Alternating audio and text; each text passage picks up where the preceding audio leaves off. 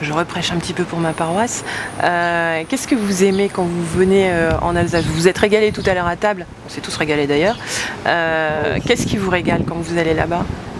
Ce qui me régale le plus, je ne veux pas rentrer dans les grands mets savants que vous pourriez manger chez Marc ou chez d'autres de mes copains, mais j'adore le Flammkuchen. Oui. Je trouve qu'on n'a pas assez, mis à part un collègue meilleur volet de France qui défend ce produit et qui le mondialise d'ailleurs, c'est formidable.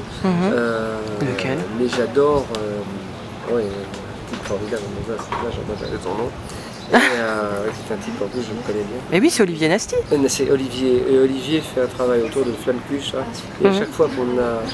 D'abord, je mange un Flammkuchen, je pense à lui. Et non, mais c'est cette Ça lui fera plaisir.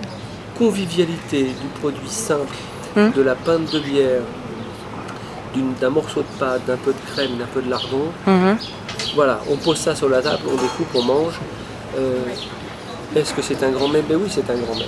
C'est un grand moment de gastronomie parce que c'est un moment de partage, de convivialité et on peut refaire le monde autour de Flammkuchen. En même temps, ça ne met pas en porte-à-faux la haute cuisine très sophistiquée et qui peut soulever d'autres émotions. Oui. Mais voilà, moi j'adore le Flammkuchen en Alsace.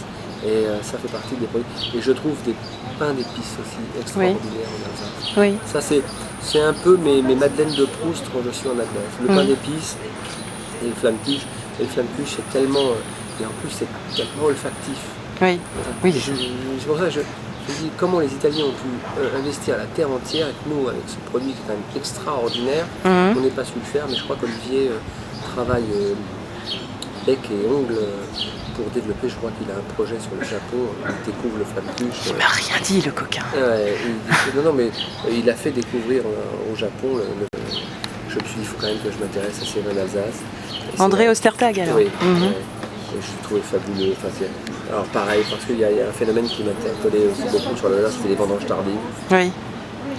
C'est vrai que je me suis beaucoup intéressé aux vendanges tardives parce que les vendanges tardives sont un concept de cryo-concentration qui est une piste de réflexion que j'avais dans mes travaux. Et donc je suis intéressé beaucoup aux vins d'Alsace. Et puis à la culture alsacienne, culture forte.